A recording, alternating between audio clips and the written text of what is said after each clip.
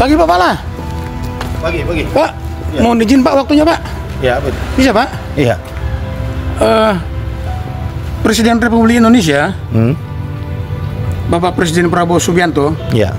berencana akan membangun penjara khusus bagi para koruptor. Dan penjara yang akan dibangunnya itu adalah di suatu pulau terpencil dengan harapan para koruptor tidak bisa berkeliaran ke kota. Bahkan para koruptor tersebut akan dihukum mati. Gimana menurut Bapak? Ya.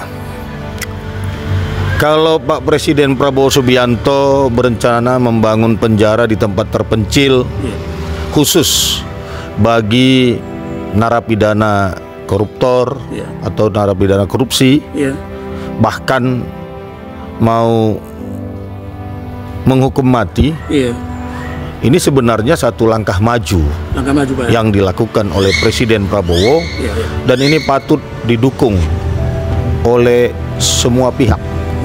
Ya, karena selama ini kan kita tahu bahwa banyak narapidana korupsi yang ditahan misalnya di Sukamiskin, terus ditahan di lembaga pemasyarakatan tempat-tempat yang lain, yang masa hukumannya belum selesai atau dia belum dalam posisi pengeluaran bersyarat atau cuti bersyarat. Ini sering ditemukan oleh masyarakat berada di mall, berada di Plaza Indonesia, berkeliaran di mana-mana. Ya. Jadi apa yang direncanakan oleh Pak Presiden Prabowo ini bentuk kecintaannya terhadap tanah air. Dia tidak mau rakyatnya miskin lagi karena uang negara habis dikorupsi oleh para pejabat-pejabat yang mempunyai kekuasaan dan menyalahgunakan kekuasaannya. Ya, jadi saya melihat kenapa Pak Prabowo berpikir demikian, karena memang selama ini hukuman para koruptor hanya di tempat di penjara-penjara yang masih bisa bekerja sama dengan petugas penjara itu, ini tidak menjadikan efek jera kepada pelaku dan tidak menjadikan efek jera kepada orang-orang yang masih mempunyai kekuasaan. Jadi sudah betul itu rencana Pak Presiden Prabowo Subianto membuat penjara di tempat yang sepi, terpencil, di pulau di tengah lautan. Karena kalau orang ini mau keluar biar dimakan hiu katanya. Iya, ini bagus nih. Ini bentuk bahwa Pak Prabowo ini adalah patriot sejati, tentara sejati. Ya, jadi kalau dulu pada zaman Pak Soeharto itu diberikan predikat atau gelar Bapak Pembangunan. Kalau saya akan mengusulkan ini supaya Pak Prabowo ini diberi gelar Bapak Anti Korupsi. Ya, Bapak Anti Korupsi, saya ulangi. Ya, saya tergabung dalam Perkumpulan Penasihat dan Konsultan Hukum Indonesia, Perhaki. Ya, akan meminta kepada Ketua Umum Perhaki supaya memberikan suatu piagam kepada Pak Presiden Prabowo bahwa Pak Presiden Prabowo adalah Bapak Anti Korupsi.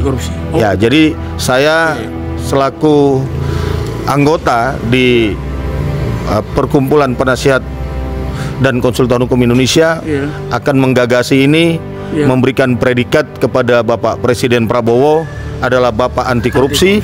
Semoga di pemerintahan beliau 5 tahun ini ya, para pemangku jabatan kekuasaan yang khususnya mengelola keuangan negara dan keuangan daerah jangan lagi melakukan tindakan-tindakan korupsi.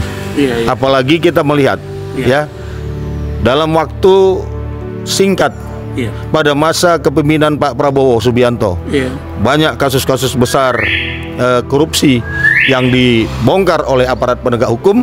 Tentu ini semua atas izin Presiden.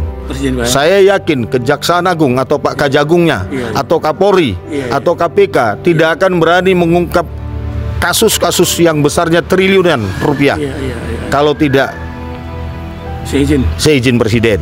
Jadi ini Presiden Prabowo Subianto pantas dijadikan Bapak anti korupsi. Saya kira itu.